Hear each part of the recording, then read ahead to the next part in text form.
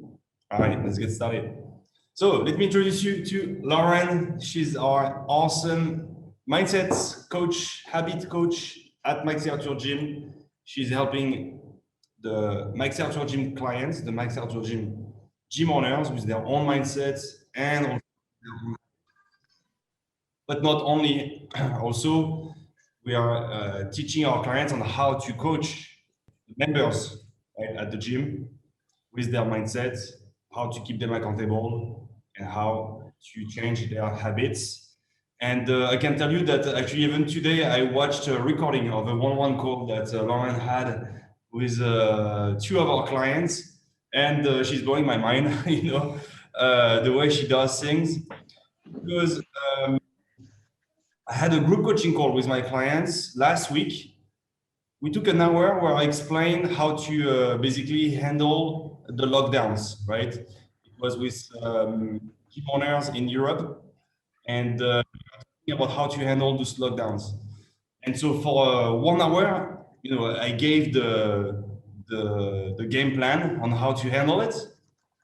And actually, when those clients started the one-on-one consultation with Lauren, they were still not in a good place, right? In their head, they were still a bit depressed. And they were like, oh, shit. We're losing members every week in a place of fear, right? And she did a 1 hour consultation. And at the end, that's it. They got it. And it was now coming from them, right? It was not just me lecturing them. The answer was coming from them. And actually, we saw that it worked. At the end of the call, you can see that they really understood what they needed to do now. So yeah, Lauren, if you want to introduce yourself real quick. Hey, I'm Lauren. Obviously, you just introduced me, but okay. So just to give you a little bit of a background about me, I've been doing coaching for multiple years now, about 6 years. More focused in on habits actually, and how to break bad habits and build positive habits, and also with entrepreneurs and how to be more productive. So it was really a focus on how to actually link those things between the brain and body and make it feel easy. So I've dealt with every kind of habit you could possibly imagine and with literally thousands of people at this point. So because of that, I have been able to see patterns in things that people go through, right, for specific habits and building habits and things like that. So in doing that, I've learned how mindset actually works really well. And I was a professional equestrian for a long time and worked with a lot of people that worked with people and horses, and started to also learn some things about how the brain works based on working with animals that don't have a free prefrontal cortex and working with people who are excessively in their prefrontal cortex.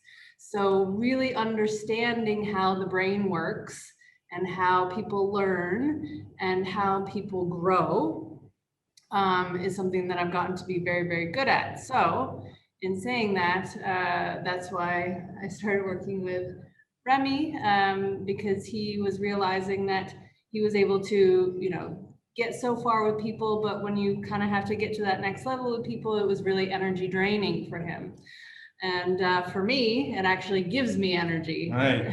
If I do, a one-on-one consulting session with my clients and have to coach them on their mindset, at the end I'm like, whoo, wow, I'm tired. I can do it, but then it drains me. It's the opposite for Lauren, so I rather just delegate that part because she's in her zone of genius when she does that. For me, it's really fun, and each person is a puzzle, and the mindset of a person is a puzzle.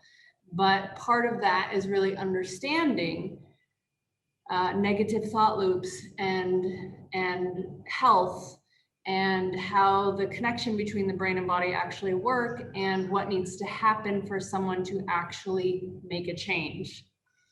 So one of the biggest things that I teach, and I actually have a module about this in the Max Out Your Gym course as well, is what is actually happening when somebody has a mindset shift. So do you guys have any idea? I just want to ask you, what do you think happens when someone has a real mindset shift? What have you noticed? Change a belief, Right? Shandy says. Oh no, yeah, Shandy, yeah. Okay, what else? Don't hesitate, guys, to unmute yourself and speak out loud. You don't have to type. I think this is where success happens, right? When you change your mindset, this is when you can go for your goals. So all the barriers, what you talk to yourself, oh, I can do that, I can't do that. This is when you change it and you realize that I can overcome it. Exactly, exactly. So how do you think that actually happens, any of you? I'm struggling with this myself as well. So I'm so happy that you are here and you will teach me, because it's really hard. It's a hard work. It can be hard, right? It can be hard if you don't have a roadmap on exactly how to do it. And so the biggest thing is exactly what I'm doing with you now, right? Is asking questions. But you have to ask questions in a way where people have to get a little bit uncomfortable, right? So you have to get them a little bit uncomfortable so that they access a level of vulnerability that they don't want to, right? So like even just me asking you, like, what do you think happens in a mindset call? It made you uncomfortable for me to ask you that question, right? So uncomfortable that some of you were like, oh, I'm not answering that question, right? So, but think to yourself, like, think about that. Okay, just asking that question made you a little bit uncomfortable. That's step one, okay, of getting people to have a mindset shift, is making them slightly uncomfortable. There's a physiological reason for this as well. Because physiologically, okay, what happens is when you make someone slightly uncomfortable, but not so uncomfortable that they want to become defensive, right? You don't want to push people to the point where they become defensive, because then they shut down completely. They are definitely not going to have a mindset shift at that point. And you've probably experienced that before in the past. If you ask questions and then people become like this, right? And they become shut off and defensive, then you know for sure they're not going to have a shift, okay? So you really need to ask questions in a way that you make people slightly uncomfortable, but comfortable enough that they can then be vulnerable without slipping into being defensive. Does that make sense? So that's part of it, is just giving people the opportunity to answer questions that don't necessarily, there's no right or wrong answer to those questions. It's really just them fishing on what their beliefs are. Okay, and this is for you to be able to fish out, where are the loops? Okay, where are the patterns that they're circling back to over and over and over again? So you want to ask a series of questions that will help fish out what those loops are. Because you kind of have to think of that as like, have you ever seen those like cat games where there's a ball that keeps circling around and around in this like track?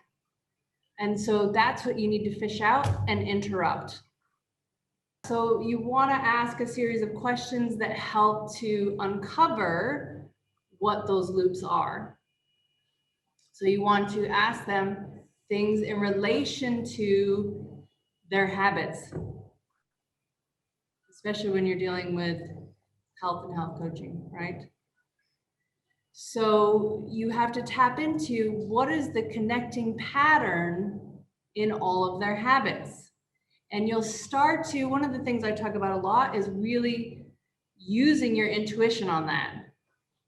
So you'll start to get a feeling for the things that they're not being 100% honest about, right? And authentic in. And those are the things that you want to pinpoint and write down, okay? And when you start to notice patterns in the answers that people give you, just make a note of those things. So have a notebook and write down literally what they say. And I think Remy teaches this as well in some of the sales process parts. Actually, yeah, tomorrow in day 3, we're gonna talk about sales, and yeah, that's also one of the strategies. You need to make sure that when you write notes, you write their exact same words, right? So that then you can repeat it later, and then when you repeat their words, it's like music to their ears. It's like, oh, she gets me. Oh, he gets me, right? When you can repeat their words. Actually, it's NLP, neuro-lingual programmation. Processing, yeah, neuro-lingual processing. Yes, so that actually helps to break through when you use their own words back to them, right? One, it shows that they've been seen and heard, which is crucial for mindset shifts, okay? You say their patterns back to them, they feel seen and heard.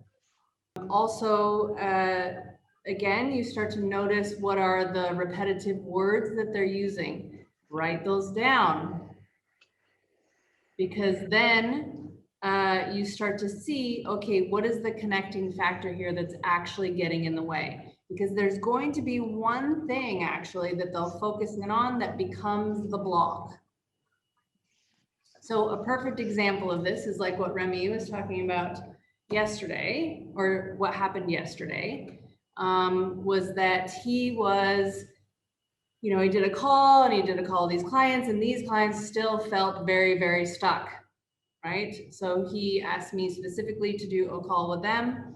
And as soon as I got on the call with them, I asked them a series of questions, right? They were clearly felt uncomfortable with what I was asking them, but not so uncomfortable that they were shut down. And there's, again, just like I was mentioning before, a physiological thing to that. There actually is something that happens there that allows you to, you have to have some pattern disrupt on a subtle level for things to actually shift. It's a way of basically opening up the brain. Okay, because when someone's in a slight stress situation, they become constricted and more of like the limbic or reptilian part of the brain. So as you put a little bit of stress on them just by doing something simple, by asking questions, it actually moves them into more of that constrictive part of the brain where they don't have access to creative thinking, they don't have access to critical thinking. It becomes reactionary. But this is actually really important because you're going to lead them into that reactionary part, right? And then become the element that can now lead them into their own creative mind. So you're basically doing jumps between the sympathetic and parasympathetic nervous system, or the sympathetic and parasympathetic parts of the brain. So it sounds complicated, but it's not, right? It's really you kind of playing with people's physiology, right? To help them have, and this is the crucial part, is epiphanies. Mm-hmm. And today, when I watched the recording of that one-on-one session, I was really interested. You know, I really wanted to watch that recording. I asked that specific recording to Lauren. When those gym owners had their epiphanies, you can just see it. You know, they're like, and then they say the answer, and then they start smiling, you know, and that's it. They're like proud of finding the answer, and it's like, yeah. You can see that a light bulb just turned on, you know. Exactly. And that's the thing about epiphanies. And again, like I always bring it back to what's happening on a physiological level, right? Is epiphanies are actually the most powerful tool of learning. Because when you have an epiphany, and you know, you can think of a moment where you're like, you know, what they also call aha moments, right? What actually happens in that is that they are you lead them through basically a pathway that allows them to discover the answer on their own. You could have said the same answer to them 100 times. I did. So many times already, right? Right? Yeah. But in an epiphany, it actually, the discovery accesses all parts of the brain at once. And you'll see a huge flow of also, you know, like dopamine or good vibe chemicals in the brain also flood in an epiphany. So they literally not only learn the answer on a mental level, but also on emotional and physiological level.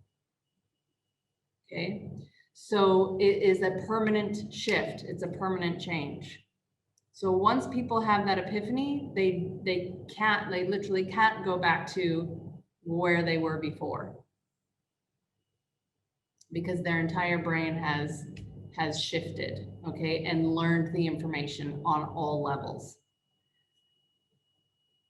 So just kind of putting that stuff out there now. Do you guys have any questions so far? So do you try to establish like a baseline with them before you start into a series of uncomfortable questions? Yes. So that's a great question, because the first part is you have to get people talking. Okay, so if you watch 100 of my calls, you'll see me do it all the same, where I'll say, you know, I get them laughing or make them feel comfortable, like just kind of be like casually yourself. Okay. You want to build rapport, yeah, for at least 5-10 minutes. You want to build rapport. Exactly. So you want to be casually yourself. And then you ask things that are easy for them to talk about and easy for them to answer. So say, for example, for all of the calls that I do for Remy, I say, okay, I see what you put in my calendar invite, because my calendar invite has a series of questions, right? What are you hoping to get out of our call together? What are you struggling with? Habits, productivity, or mindset wise? So there's a base thing, right? Whatever they feel comfortable putting in the calendar. And you can do the same, right? Where you have a base set of questions where you say, what do you hope to get out of our session, or whatever you want to say, right? But then I always tell people, even though, okay, I read everything that you wrote down in your calendar invite, but I want you to tell me in your own words. This is what is really important. Tell me in your own words what you're struggling with. Tell me about your business. In your case, it's, you know, tell me about your health or your weight goals or your weight issues. You want to dive into issues. So what are you struggling with when it comes to becoming more fit or losing weight, blah, blah, blah. Okay, so you want to dive in immediately with why they're there to see you, right? But you also want you want them to open up. So you want to start out with, well, what are you struggling with? Okay, that's where you're going to start seeing those patterns of those loops, because you want to ask all the questions. Okay, well, tell me, one of the things I do, especially with habits, and that's exactly what you guys are dealing with, literally, is helping people break bad habits and build positive habits. That's literally what you guys are doing. So you want to ask all the questions. Okay, tell me your day from the time you wake up, from the time you go to bed. What are your habits during the day? What do you do when do you wake up in the morning? Is it easy or is it difficult for you to wake up in the morning? What are your eating habits? Do you notice that there's certain times a day where you binge, right? If it's in the evening, then you know that they are also staying awake too late. Are they sleeping enough? If they're not sleeping enough, that's probably they're waking up anxious in the morning. They probably are overeating all day long if they're doing those things. So becoming aware of what those habits and habit patterns are you're going to start to see where there's holes in everything and how it's connected. And so when they are your clients, you don't need to really frame it a lot with those caring frames, I like to call them, because you already know them, they know you, there is rapport, there is trust. But when it's the first time that you do this, it's nice to frame it with, I call it caring frames. For instance, and may I ask, name, da da da da da da, the bold question that you need to ask, right? Or you could say, hey, it's not to pour salt on the wound here. I'm only asking from a place of concern, from a place of caring, but I gotta ask you, da da da da da da, right? Or it could be like, hey, name, I gotta ask you, it's my moral obligation to ask you as a health and fitness professional, right? You can frame it with those caring frames so that they understand that you ask because you care, right? Not because you're mean, but because you really care. You really want to get to the truth. You really want to get to the consequences of the truth, and you really want to help them, right? You know, one of the other pieces of that is really acknowledging, okay, when they have given you some pieces that you see connecting factors, right? Where you're starting to see that pattern. And I say this in the course, and I'll say this to you now, and it sounds woo-woo, but I promise you it is not. Trust your intuition on things, and don't be afraid to say what your gut is telling you. Because that's the fishing between the lines, essentially, which is where the truth is. Okay, so like if someone's telling you all these things and your gut is telling you like, okay, my feeling is that you're binging late at night, for example, and that food's the real issue for you, for example, or my gut is telling me that you're telling me that you're doing the workouts, but I think you're, half-assing it or whatever it is, right? Trust what your intuition is telling you and literally say, my feeling is that this is happening. So that actually leads me to another point that I also make in the course is leaving space of no words. Yes. Okay. So what happens when you leave space of not talking? So you either want to do that when you've put down information that's important for them to process, right? Or when you've asked a question that you want them to answer and it's uncomfortable. Right. Because if, let's say, you try to fill, the space with your words, if you laugh, because you're uncomfortable, if, you have a reaction like this, then they're not gonna talk. And sometimes if you're just actually, you have your notes and you're writing your notes and you just say like, they're gonna open up even more, right? You just say, and you just write your notes. You don't say anything and they're gonna share more with you, right? Let them talk.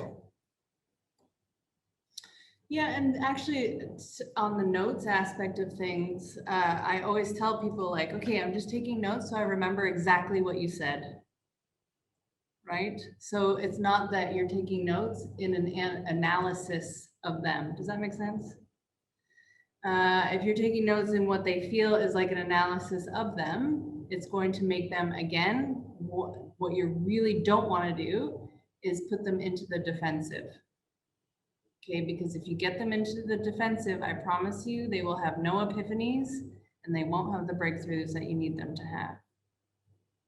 So the breakthroughs really are something 99.9% of the time is the realization, one, that they're not alone.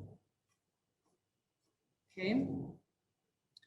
Two, that there's something simple that can be done that they can change within their behaviors that they didn't even notice that they were doing, right? Or looking at the block that's in the way in a completely new way. So it's no longer a block. Okay, so referencing back to what we were talking about earlier with the call with the two clients from yesterday. The information that it wasn't that they weren't getting the information. They got the information 1,000 times. Right. We spoke yesterday, right, about the difference between information and transformation. What fills the gap? What's the bridge here? That's the mindset coaching, right? So they had the information. I was already telling them that, but it was just still information for them. They needed to speak with Lauren to get that transformation. Okay, so, and it's the same thing with your clients, right? It's not an information problem. Like they can go anywhere and get the information on how to eat better or how to use fasting or how to work out or the million different workouts that are out there, right? It's not the issue. The issue is that there is a block that's there that they can't see. But that is your job, is to be able to identify what that block is and then help them have the realization that it's even there in the first place.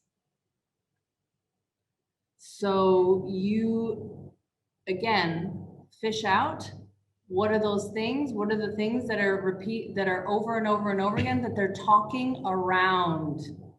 Okay, it's not going to be the thing that they say. It might be, but they're talking around it.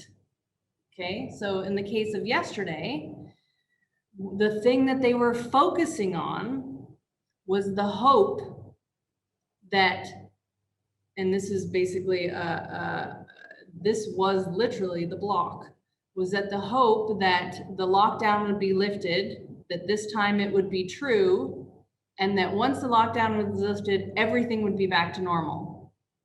It was like the belief, essentially. Everything would be back to normal. So it would be back to the same. So they could be the same. It's the same thing in the future that they were already in the past. So it was like they were linking back to the past to also be true in the future. So it was such a block that they literally were hoping, they believed more strongly in the hope that the lockdown would be lifted than they believed in the possibility that the only thing that they could control were themselves. So their belief in the hope of the lockdown being lifted was stronger than their even realization that the only thing that they could change was what they were doing. But you have to understand that when someone's in that mindset, okay, they're literally in a constricted part of their brain. So when you're in stress and you're in fear mode and you're in defensiveness, this is why I keep circling back to the defensive mode, you can't access those creative thoughts, those critical thoughts. And so with them, it was basically shutting down what that fear was. So I asked them a series of questions that fished out that they were not being proactive. They were simply reacting, which is 100% what you do when you're in stress and fear. You react. That's what animals do, right? If something scares them, they run. That's a reaction. But as humans, emotions, what makes us unique is that emotions can do the same to us.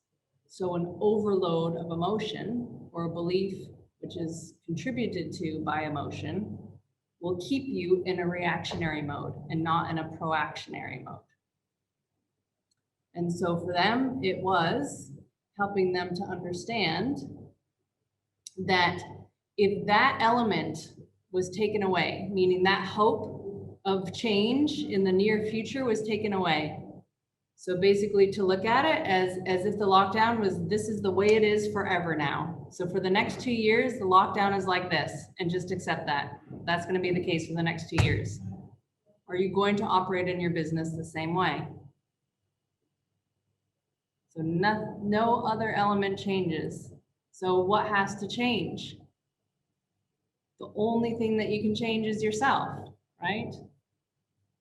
So then that was the epiphany for them, was like, okay, like we have to look at our business totally different now. Nothing's going to change. So now what do we have to do? Then what happened? That's where the epiphany came. That's why they started smiling and they were laughing to themselves. And you see people do it all the time. They start laughing at themselves when they have epiphanies, because it's a simple shift.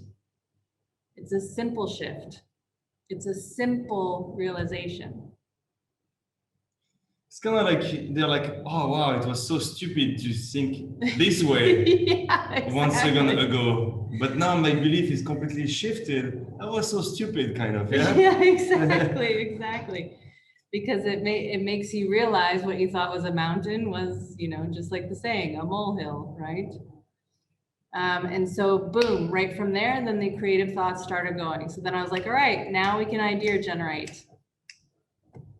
And you can do the same thing with your clients. So it's like, as soon as you see them start smiling and laughing to themselves, it's like, okay, now what are some things that we can do together to solidify this? Because then they now, in that moment, in that epiphany moment, they have access to their entire brain.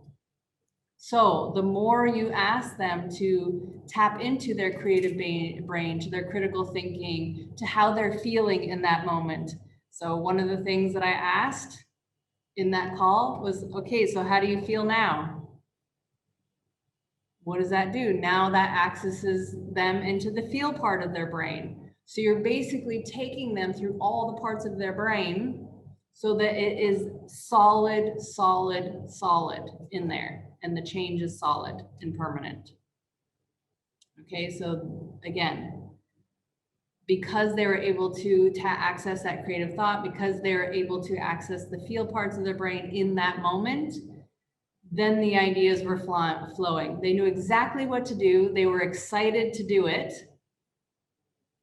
And that, like, they have a totally different way of looking at the things that they're going to do in their business. Your clients will be the same. So as soon as they have that epiphany shift and you're like, okay, so what are some things that we can do together that you can do every day to make sure that you keep this pattern going, right? And you want to make the action part so easy that it's silly not to do it. So it's easier to go ahead and do it than to not do it. Okay, so when you're building new habits with people, don't make huge obstacles for them. You want to make it so easy that it's ridiculous not to do it. So in that, you want to give people what I call bumper habits, right? They're little shifts that they can do that even on their worst day, promise me you can do these 2 things, these 3 things, right? So the accountability is built in, then they're excited to be accountable to you, okay? Because that's the other part of this, right? Is you have some accountability aspect to this. What you don't want to do is make these changes that are connected to this epiphany moment so difficult that they then become scared again and they slip back into it, okay? You want to give them the opportunity to be like, okay, this is the things that are that are actionable. Even on your worst day, you'll be able to do these 3 things. Your goal for each day are these things. So if you hit these, woohoo, right?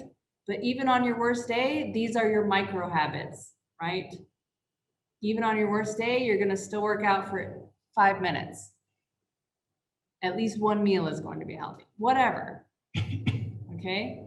So that then it becomes believable for them to take action on it. And that is the other crucial part, to keep people from taking action within their parasympathetic brain and not moving into the sympathetic, which is where they then will start to lie to you or hide from you or whatever when it comes to the accountability piece.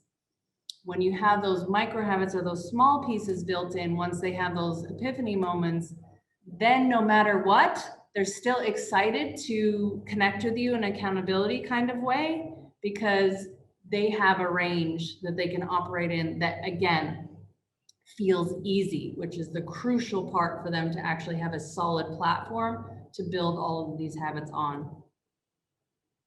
Does that make sense? Yes, this is so good. You're so good. How you talked about someone like living in the past. One of the things I get a lot with clients is they want to be back to their high school weight. Like, is that kind of the same thought process? Like they're living in the past so they can't move forward from it? Yeah, so yes, that can be, very much the case. Yeah, they're hung up on this one thing, right? Again, that's linked into the past. So the key is helping them to link that into the future, right? But that actual attachment, right, to the past self is not really the thing that's getting in the way of that, actually. It's really more of their way of blocking your access into what is actually the problem. So you probably have seen that quite a bit, right? Where you're when you really want to talk about, okay, well, what's happening now? And that's one way you can do it, is with the questions of that. It's like, well, what's different now than then? Okay, well, what's happening now? Okay, that's your goal weight, but what's happening now? So it's linking those two things. Okay, what is the past? What do they believe? What do they hope to be? But what's actually happening now? Because they're using the fact that they want to connect back into that past thing. That's actually kind of part of the wall, to keep you from fishing out the information of what's actually happening now that's truly getting in the way. Does that make sense? Yeah. Do you just use questions, or do you use any kind of tools like mind mapping, or have them like journaling, or any type of almost psychology tools? That's another good question. Okay, because I should have touched on this. So, so this is an important piece for you to understand, because again, you're breaking bad habits and building positive habits. So one of the things that I tell every habit person I've ever worked with is that the true trigger one of habits is emotional first, always. So you want to get people to start to realize when that emotional piece actually started. Okay, so by the time they're participating in a negative habit, that negative emotional piece could have happened hours before, right? A lot of people wake up first thing in the morning, already in anxiety as they're opening their eyes. So getting people to process things when they start to notice that emotional piece is really, really important, actually. The reason why is you want people to start to get in the practice of processing that emotional stuff while they're in their parasympathetic nervous system, meaning while they have access to all of their brain. So in other words, they're processing the emotions mindfully instead of mindlessly. So by the time they're sabotaging themselves as far as binge eating or not moving or having excuses to not do it, blah, blah, blah, they're already moved into their sympathetic nervous system, meaning their fight or flight. Okay, so by the time they're actually doing the habit, they're mindless, because it's a period of time where they can experience nothing. It's an escapism. And again, like I said, we're unique as humans because emotions can put us into fight or flight.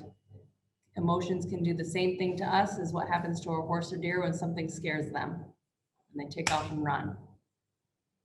We have that experience, is that emotions can make us escape within our mind, and we escape through our habits. Right, it's much easier to watch TV, play video games, scroll on Instagram, than it is actually to face the truth and the consequences of the truth and address the situation, right? It's easier to escape, right? And your goal is to make them actually face the truth so that they finally deal with it. Yeah, and you'll see people do this. Like I work with a lot of people that, binge eating, they're trying to stop binge eating and things like that. And if you ask them, okay, when are they doing it? And for example, they say like, okay, maybe when they're stressed, they notice when they're stressed and they haven't slept as well, then they tend to do it more on low energy times of the day, for example, okay? But you'll often hear them say, I don't even realize I'm doing it, and then I ate a whole gallon of ice cream. Or I don't even realize I'm doing it and I ate an entire bag of chips. That's because they're in, I'm getting chills telling you, so this is important. It's because they're in their sympathetic nervous system. They're in their fight or flight when they're doing that. They literally, they're not lying to you.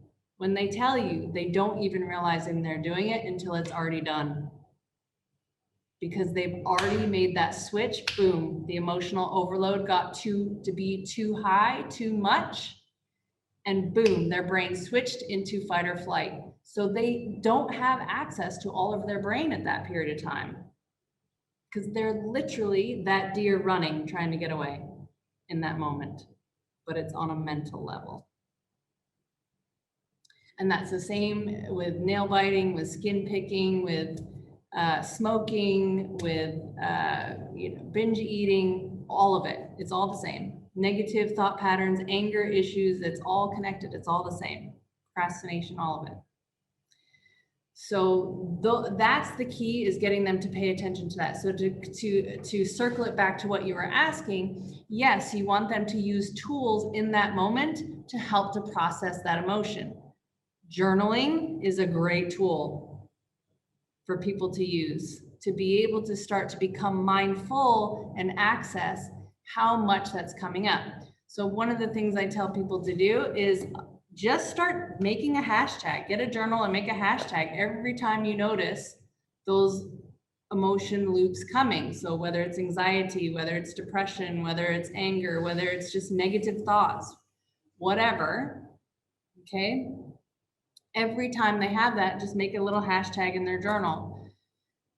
Then you start to realize, okay, what times of day actually influence those sorts of things. Maybe that's the time of day that they need to be a little bit more mindful, maybe do something like journaling in that moment and be able to process that stuff. So I want to address one more thing with you guys that is a great tool for you guys to use with them, because you are building habits, is again, how do you process those emotions when they're actually happening, rather than by the time they've switched into, these mindless modes.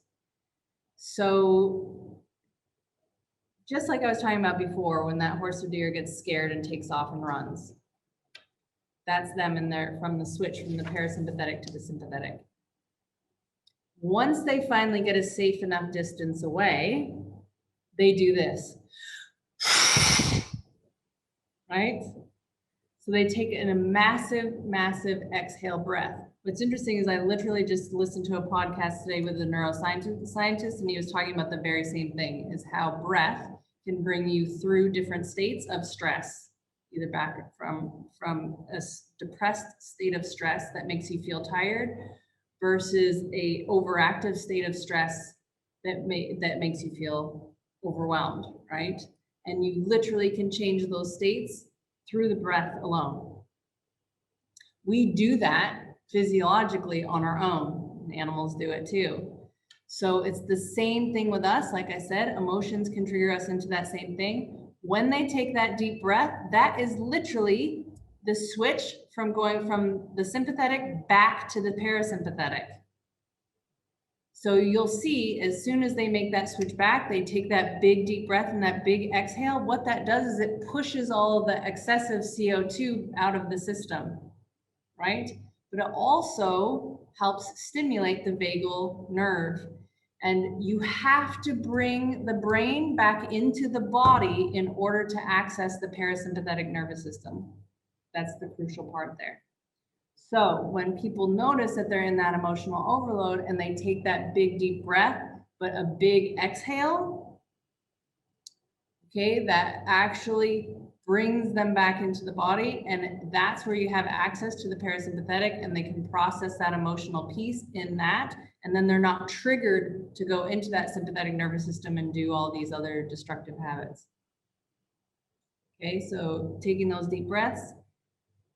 And then the other crucial element of that is then kind of forcing them to move into the other parts of brain, so to really ground that down. The easiest and quickest way to do that is through gratitudes, believe it or not. Why? Because gratitude accesses creative thinking, critical thinking, the feel-based parts of the brain, right? But here's the thing. When you're in that moment and you're trying to switch from sympathetic, which is fight or flight, back into the parasympathetic, even if you take in those big deep breaths with the big exhales, it's incredibly difficult in that moment to think of something you're grateful for. Have you ever tried to do it? When you're in a heightened state of mind and someone says, well, what are you grateful for? You'll be like, shit, I don't know. Right? So that's why where that journal comes in and is really helpful. And I'll even tell people, go ahead and have a piece of paper when you are in a good mind frame and write some things that you're grateful for and fold that piece of paper up and carry it in your pocket all day. So when you have those emotional overload moments and you take that big deep breath, you can pull out that piece of paper and look. And that's going to be really that helpful piece to help them be able to process that emotional stuff and stay in the parasympathetic, meaning mindful processing, so that they don't switch into doing all of those negative habit patterns, which are really simply to survive. They're in your survival part of the brain. Do you start to see how it's gonna really help you differentiate yourself from your competition, right? By becoming more transformational, if you execute on those things, right? If you become more transformational, then you can really become that body transformation center, the only one in your city, the only one in town, right?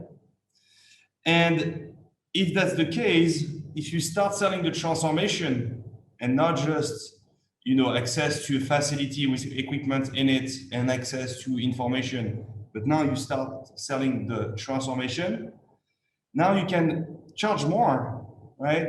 You can upsell your current clients and you can attract more. You can get some of your old leads back. You can convert them. And then once it's gonna be time to advertise on social media, also it's gonna be much easier to do that when you have a transformational, irresistible offer like this, right? Do you start saying this? Do you see how also, Gary, you can easily go, from 297 to, 400, 500 if you do this, if you execute on the things we talked about here, right? Yeah. So, okay. So with some of that stuff that we put out there, what else? Any questions? I know that's a heavy question in itself. Any questions? I always feel like when someone asks me that, I'm like, ooh. So when you were saying that the two factors were realizing they're not alone, and what was the other one?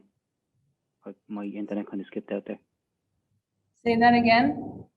So you were saying about the two factors about realizing they're not alone, and there was about the roadblock as well in the way.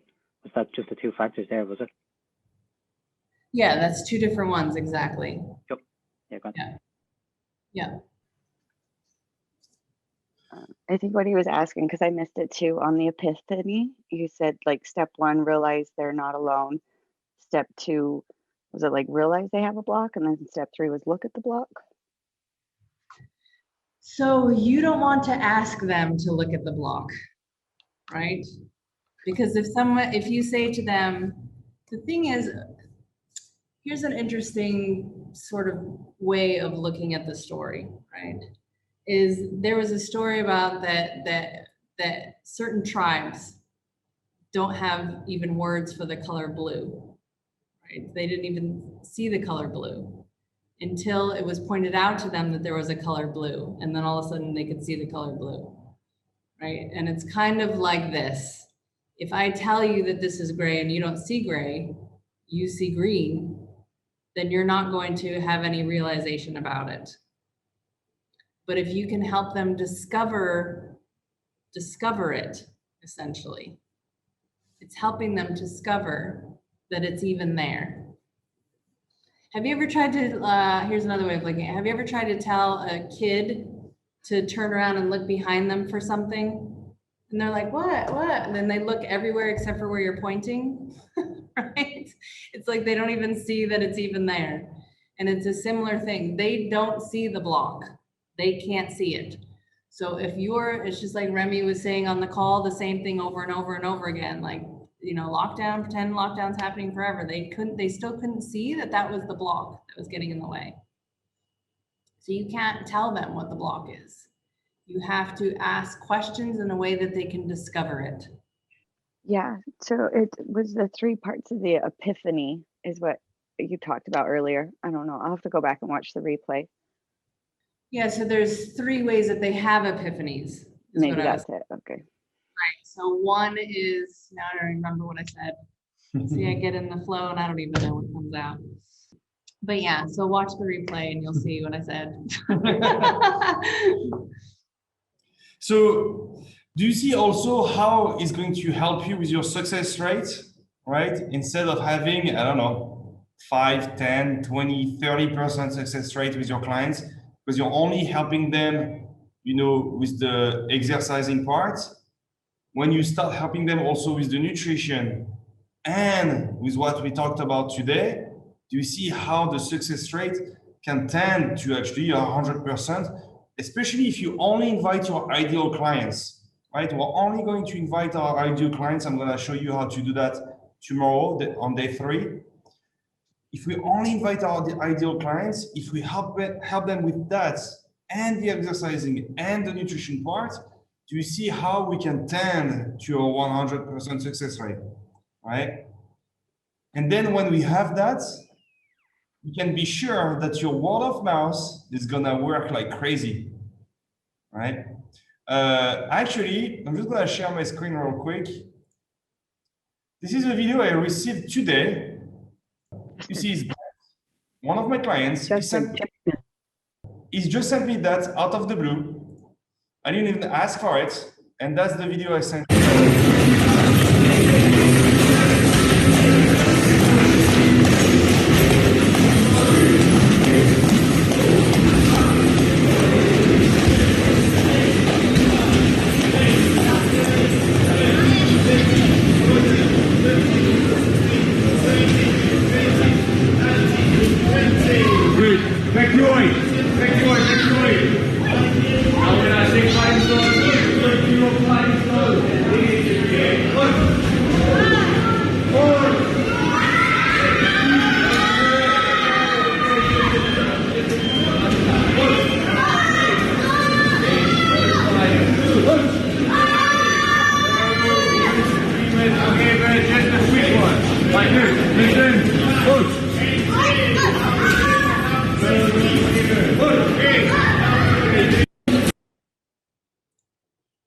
So you see, literally here, the gym is maxed out, right?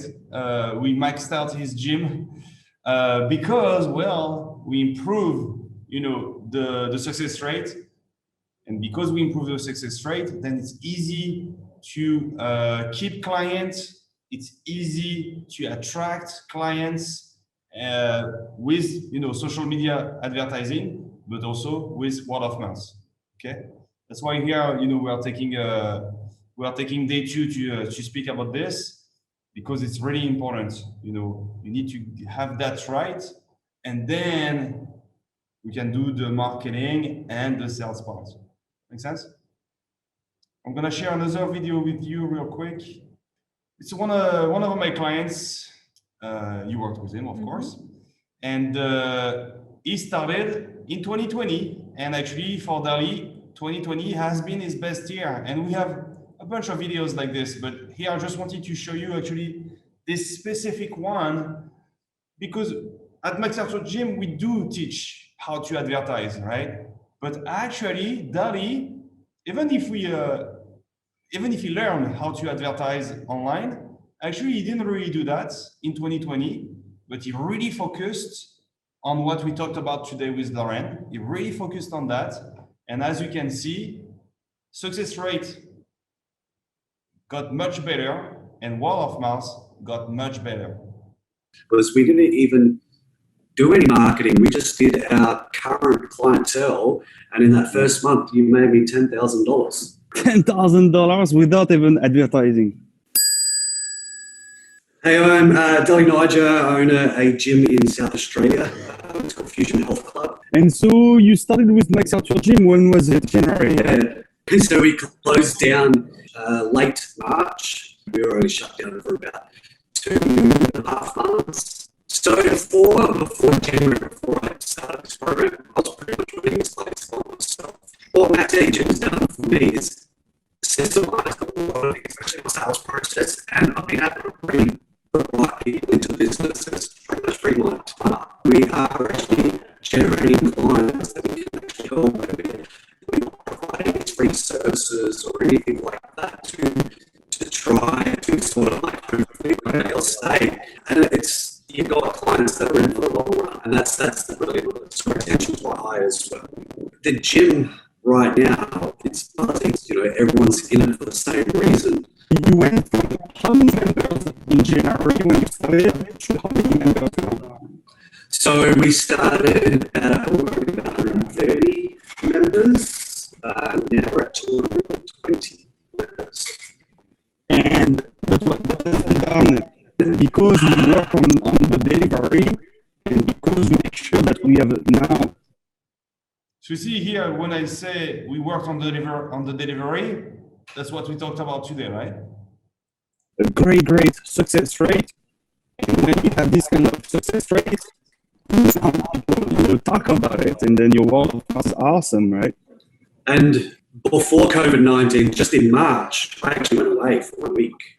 And we had my staff member who I've been able to train up using the Max Out Your Gym program. She was actually increasing the revenue while I was away. Max Out Your Gym fits what I was all about as well, really just showing who we are. And it works.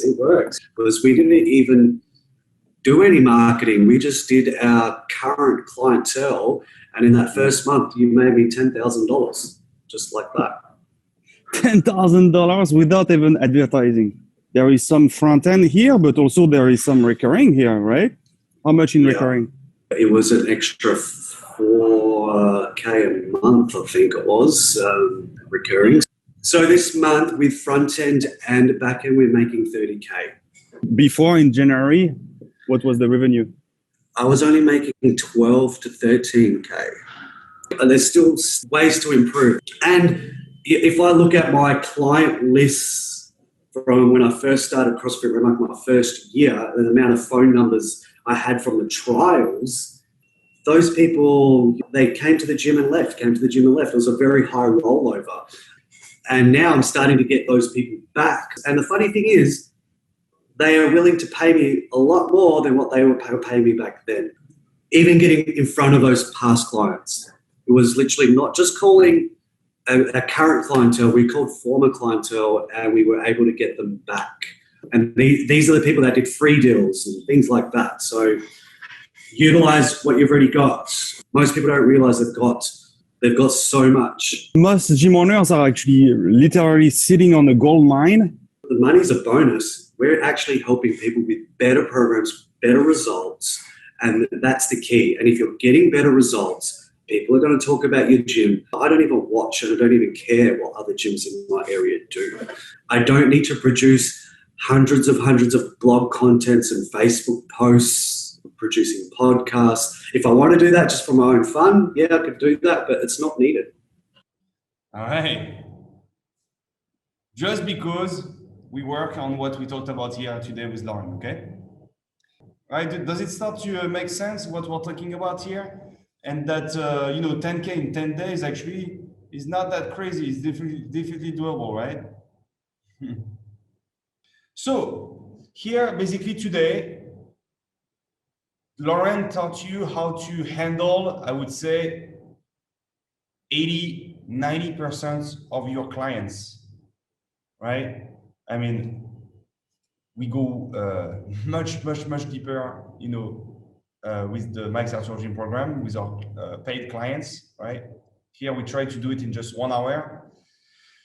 What I would highly recommend is that for your clients that have, some bigger issues, with their lives, with what's going on with their life, I would highly recommend that actually you find your own mindset coach, right? I found mine. It's Lauren. I'm so happy I found her. What's cool is that also, if you need help with the mindset coaching for your clients, you can get connected, right, with Lauren. Lauren can help you with your clients so that you can get started as soon as possible, right? You would know how to handle 80% of your clients, 90% of your clients. But now if you have someone that tells you that she's binge eating because, I think I took this example yesterday. She has been binge eating because she has been abused when she was a 6 years old little kid. How do you deal with this? It's not that easy, right? I would highly recommend that you delegate it to your mindset coach, and I would highly actually recommend that you delegate it to Lauren because she knows our stuff. Okay, so you can get connected with Lauren, and basically it's a done for you service. You pay for what you would need, right?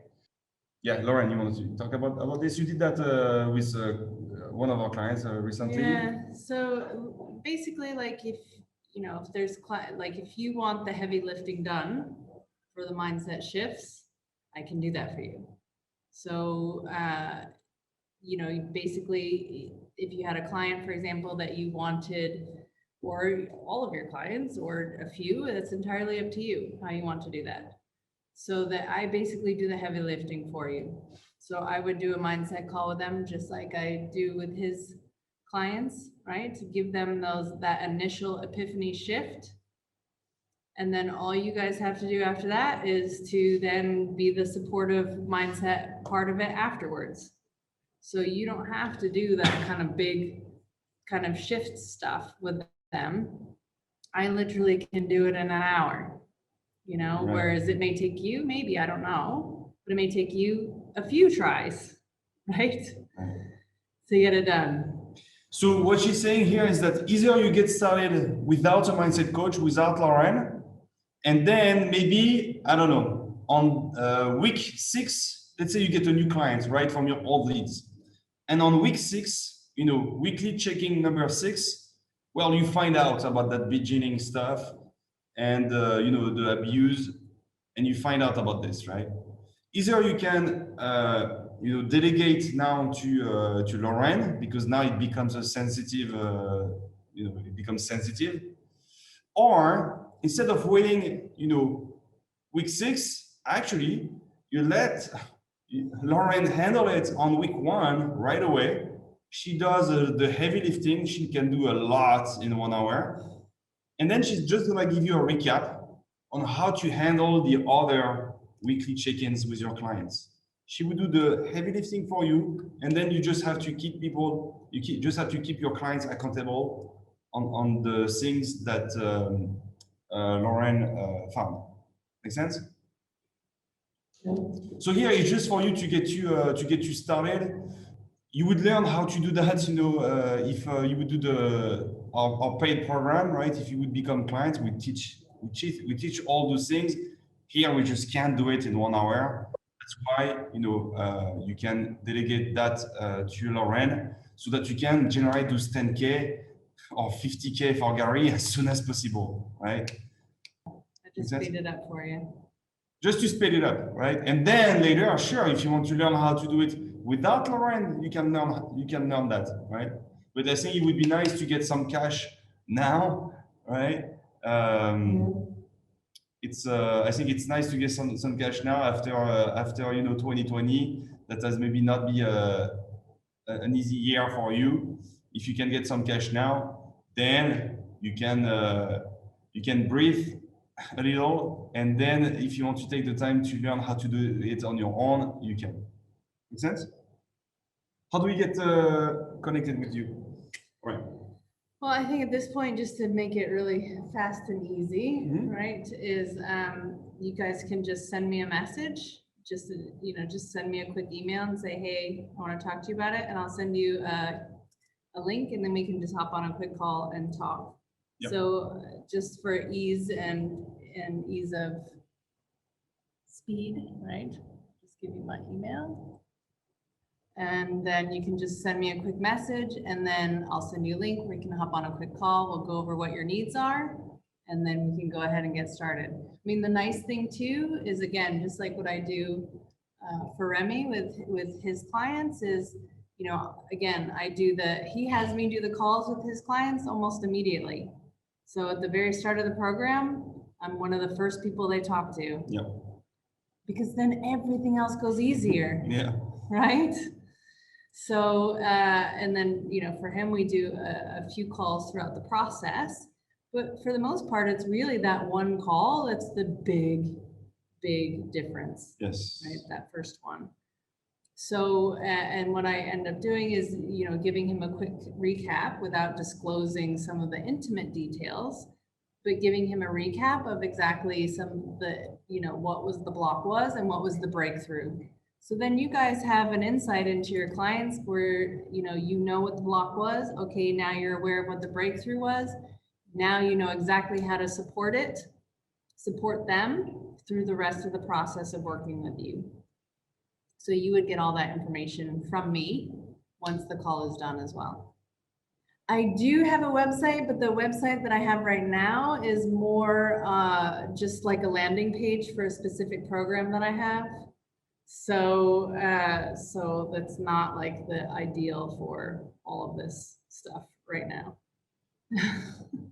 Yeah, basically, you know, for gym owners, that would be the Max Arthur Gym website, you know, for this.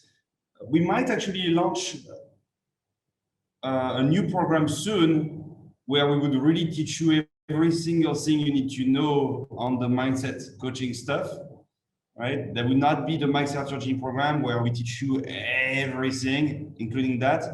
That would just be about this part, right? The Max Arthur Gym program is about this part, but also the marketing, but also the sales, but also, you know, the delivery, and also, you know, systems and how to delegate and operations, everything, right? So we might launch, right, Lauren, we might launch a new program soon about this. The best, if you want to learn more about this, would just be to contact Lauren, have a one-on-one chat with her, and if you want to learn more, you know, about this, if you're like, okay, yeah, that sounds awesome, I understand that this is what I need to focus on, I really want to become as good as Lauren, then yeah, schedule a call with her, and then you can talk about it. We're gonna launch that program soon. Right now, I'm launching actually a software for gym owners, and once I'm done with this project, we're gonna work on the mindset program. Send an email to Lauren. Also, you know, she's gonna be part of the Facebook group. You're gonna be able to find her Facebook profile. Maybe it's just easier to friend her and send her a quick message on Messenger and chat on Messenger. Just to see if there could be a fit.